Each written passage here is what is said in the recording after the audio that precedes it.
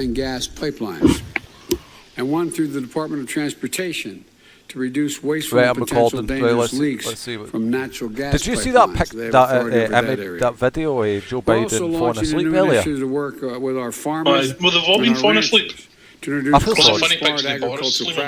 sorry for Joe Biden. I actually feel like he's captured. Which is a significant source as He's well. painted into a corner. And this is all part of our new methane strategy. I don't know what drives them. Why does he want to do it? I know, I don't understand what's... While putting thousands of skilled workers on the job all across the United States, and I expect in your country as well. So let me politics close is your again life. by The reiterating, ultimate goal is this to isn't become. just something we have to do. Why is he not just chilling in some sort of nice house somewhere? Enormous opportunity for all of us, all of our nations. I mean, what is legacy, maybe? And make meeting legacy? climate goals a core part of our global economic recovery as well. But it doesn't even make any sense. I mean, the guy's incompetent. I mean, it's quite clear to everybody involved that the guy has no idea what the fuck he's talking about. To join us in committing to reducing methane globally. He doesn't. He has no idea what he's saying at any time. I mean, it actually makes America look ridiculous. But thank you for your partnership. Thank you for your ambition. Maybe he does it for his family. I'm going to turn it back to Secretary Kerry. You know, I believe he's still here. Sort of there he is. And I thank you securing the future for all his Waynes and Grandwaynes and that. Yeah. Meanwhile, also today, I mean, they already have a secure future. Hunters selling fucking patents for hundreds of thousands of dollars. Prime Minister said it's essential. Well, he's not actually. He's laundering money for nudge, wink, wink. Opportunities. Is that another banner blow offence? I don't think you can say that one either. Deal on deforestation, and more than 100 countries have promised to halt and reverse land loss. A couple of nobodies on the internet. Halt and reverse forest loss and land degradation by Why is all women got these lesbian haircuts now? Why they all got short hair? Funding to protect and restore forests. No, it's and the deal's been backed by leaders from countries which account for 85% of the world's forests. That means it'll cover more than 13 million square miles of land. Brazil, Russia and the Democratic Republic of Congo are amongst those who say that they will sign up. Well, Boris Johnson and Joe Biden have been speaking at the World Leaders Summit event on forest and land today. With today's Glasgow Leaders Declaration, not 105, but I'm told but today 110. Is that right, Sondrain? 110 leaders have come together representing over 85% of the world's forest estate. They've made a landmark commitment to work together to halt and reverse deforestation and land degradation by 2030. Not just halt, but reverse. And that means more leaders than ever before have now signed up to protect our forests, from countries in the north and the south with temperate forests, tropical forests, and including nations like China, Russia, Brazil, some of the largest forest estates in the world. And what is most significant about this declaration is not just the range of countries coming together, but also that we're working in partnership with the private sector, with philanthropists, with indigenous people and local communities to address the economic drivers of the whole thing just bores me to tears, this COP thing. I don't think anybody believes anything that they're actually saying.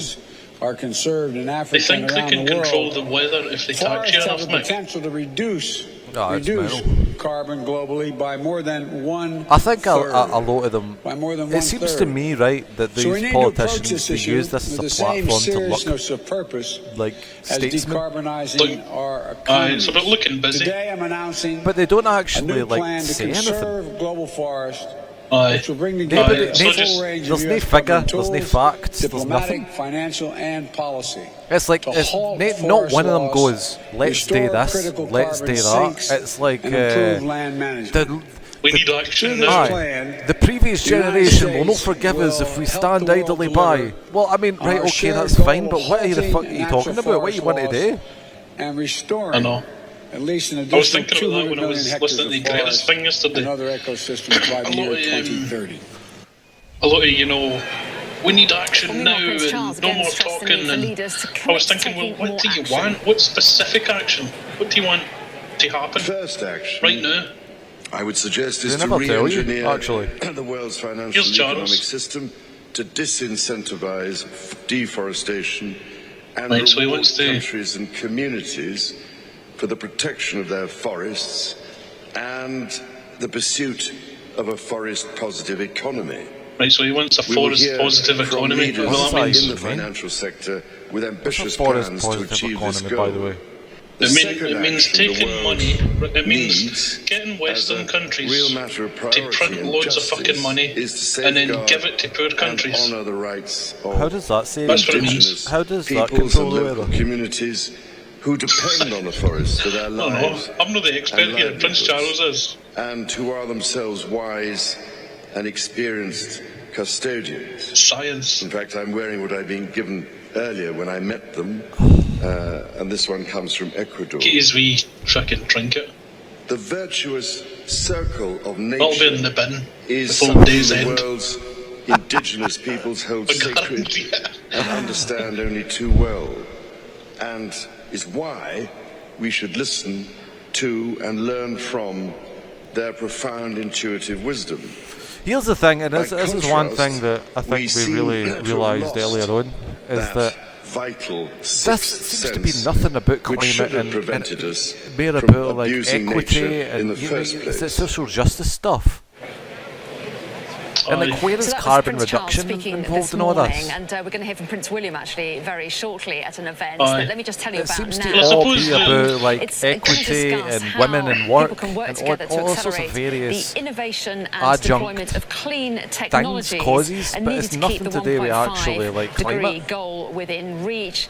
The idea is that makes them more accessible and affordable for all. And it's a big event. We've got Prince Charles going to that. Also Bill Gates and the Prime Minister as well. No more mining and all that. It's due to start quite soon. If you're going to be changing all these electric cars and that, you've got to mine. As we found out in the last you have to keep the whole thing going, the ground to build them.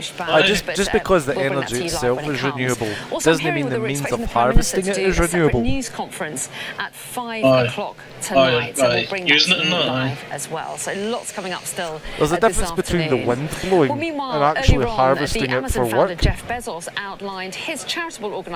That's all still based on fossil fuels. How the hell do you get rid of that? The manufacturing processes. I'm pleased to announce a $2 billion pledge allocated directly to restoring nature and transforming food systems. So rich. This is part of the Bezos Earth Fund's $10 billion commitment to fight climate change, enhance really nature, impressive stuff. advance environmental justice and economic opportunity. I think he deserves it because together this $3 billion in pledges it's one of the greatest will drive a new threefold nature agenda you can have anything you want, anything from almost anywhere in the world on conservation, restoration, and food transformation. That's true, but also every amazing thing sows the seeds of its own destruction, and Bezos started selling books and he brings us convenience, but possibly he might ruin the entire planet if he gets good enough at selling books, oddly enough. I mean, I don't know how to sell that to the populace. I don't know, I think Amazon's pretty amazing. I do, I like it too, but I mean, I use Amazon all the time, but at the same time, I mean, come on, we can't get stuff, I mean, it kind of goes, it's, actually, see the whole climate thing, they're focusing on carbon and no focusing on we're going to run out of resources. That's the actual, real problem, because what happens with gas, when oil, these are no non-renewable things, these will run out at some point. And the more we use them, eventually. I mean, where do we go for there? Because there really is nothing to. Our whole lifestyle is based on fossils. You know, where do we go for there? For oil, I suppose for oil, the solution is. I mean, obviously, we're going to have to get away from combustion engines. So, using oil for fuel will become obsolete eventually, hopefully, and where we still need oil, we'll just have to rely on, vegetable oils and plant oils and all that kind of shit. But I mean, if you start to think about it, everything relies on fossil fuels, really, because you're talking about vegetable oils, but I mean, you're talking about John Deere tractors now. But what I'm saying is as long as you can get rid of combustion engines and the need for oil-based fuel. You know, where John Deere tractors and that would run on batteries effectively, and then where oil